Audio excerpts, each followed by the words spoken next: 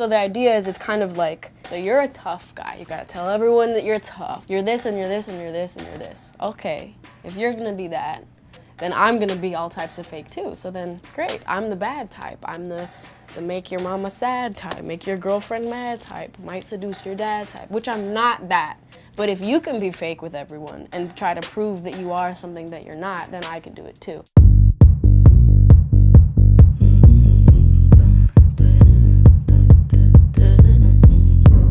So this is what the song started as before we even made the song. This is something I produced in my little room, and I just played it for FINNEAS, and FINNEAS was like, that's the coolest shit, because no girl has ever really been like, I'm the bad guy. I'm the bad guy. One of the things that gives things a lot of character is when people are sort of discovering things. So Billie had basically just gotten Logic and was just figuring it out for the first time and made this thing. And the funniest thing about this is that I had my studio in my bedroom in our parents' house, and Billie had her like studio set up in her bedroom in our parents' house.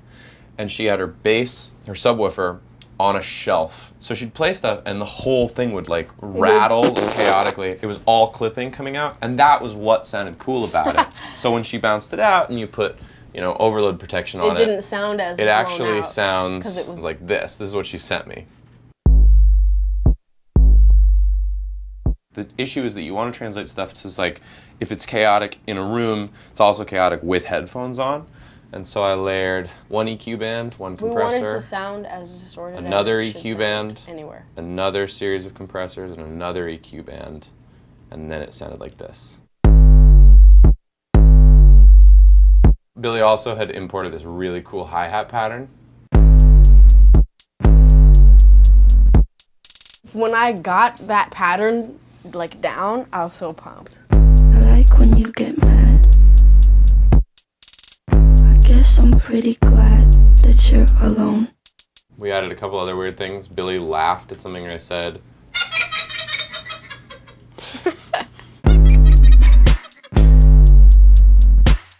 We had that, and then it kind of sat around for like almost a year. So the primary production of the song is really simple. The kick and the bass are 2 parts. And then the kick is 3 layers of kick.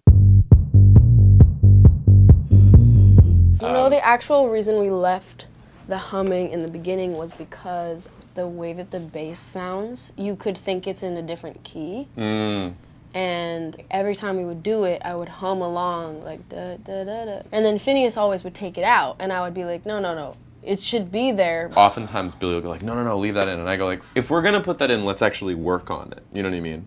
And so this humming, even though it sounds very lazy, we tracked knowing it was gonna be the humming in it. And it's... And then, just because it's funny to me, the start of the album was this Invisalign thing, and it's part of the session. It's all right in the intro of this song. My Invisalign has... I have taken out my Invisalign. I have taken out my Invisalign, and this is the album. And we knew that this would be the first song on the album, and we initially just put it in the start of the song, and then Billie had the very smart idea of not having it be at the beginning of the song, so that I just felt like people didn't have to listen to that every time. no one would listen to it if that was at the beginning. White shirt, now red. All right, let's get to the potatoes and meat, which is the stacked harmonies. Do you want to talk about that, Billie? Oh my God, these took so long. Not even recording them, but deciding what it was gonna be. I can always like figure out a harmony, and FINNEAS is pretty much the same. It's because we spent so much time in a choir. But basically, I had all these different harmonies for this, and I'm telling you, dude, we tried so many different ways. We tried it being like white shirt as just that note, white shirt, now red my, and then the other harmony, bloody nose, sleeping, and then on creeping it was gonna be like 3 more, and then it was gonna, we had like 800 different versions. It was like, oh my God, it took so long to get And also right. like exact doubles are really hard to record, because one of the stupid rules we've given ourselves is we don't use any pitch correction unless it's like unless it's like a song with auto-tune as an art form. There's no Which pitch we've correction. done, by the way, 1 of. Yeah, and everybody hated it, so we're not doing it again. We learned our lesson. White shirt, now red my blood. Listen to that D. Did you hear that pitch? Are you White kidding me? shirt, now, red my bloody nose sleeping. You're on your tippy toes creeping. Bro, wait, pause it. What's crazy is how no one knows about, like... Rolling Stone post video of Billie and Phineas bragging about how dope they are. No, but we work really hard on this shit. So hard. Like, do you hear how exact every single letter is? Like, white shirt. This is also after, like, a day of her beating herself up over it. Yeah, I'm like listening very, to it and very going hard on like, myself. I didn't sing the word white right. It's not the right. It's not the right way. Oh my god, I sang white so many fucking times. Your tippy toes creeping around like no. And the breaths are all exactly the same. So criminal. What I want when I'm wanting to my soul, so cynical. So cool.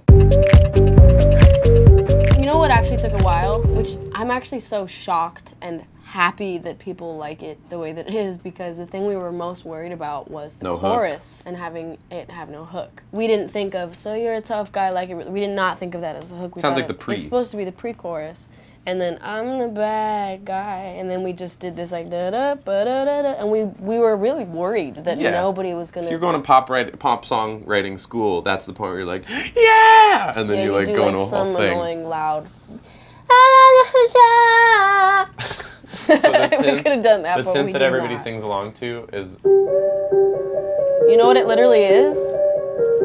It's not at all the same melodies, but it's literally Plants vs. Zombies. and Wizards of And Waverly Wizards Place. of Waverly Place. Well, you know everything's gonna be a breeze. At the end will no doubt justify the means. Yes, please. The other thing that I think is super fun and worth noting in this, we have been to Australia a couple times on tour, and in Australia, Oh, I love this part. I Aus- did this part. she did. My mom and I went for a walk in Sydney. We were like across the street from the hotel, and the crosswalk is this little, like, you press it and it's like, doop, doop, and I was like, that's hard. That's the sound that it makes when you have to wait. We called that file Grart. That's what it was. I was looking through my voice memos and I saw something that said Grart. I was like, what the fuck? Okay, so here's my voice memos. I just looked up Grart, February 5th, and this is what I recorded. And then I was not prepared for this part. That scared me. So the issue is, if you play that unaltered, it's not the right speed, so that unaltered would sound like this.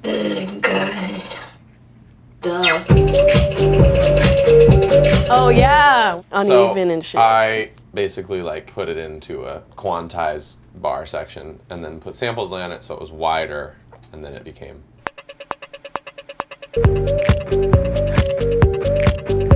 The hilarious part about all this is we just were in Australia in May, and my dad goes, "Have you heard these crosswalks?" And I was like, "Yeah, it's the the chorus and bad hi-hat guy. of bad guy." He goes, "What?"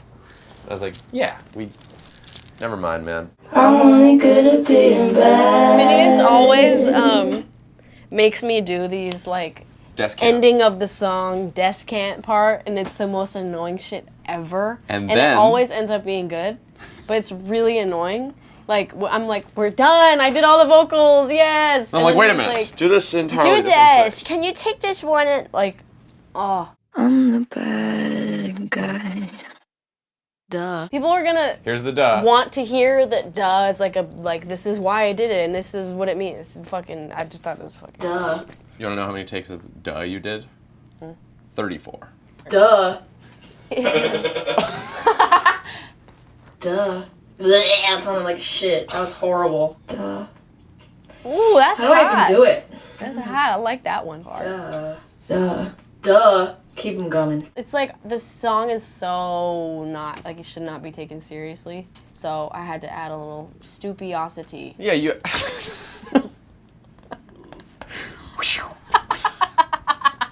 Ah, stupiosity.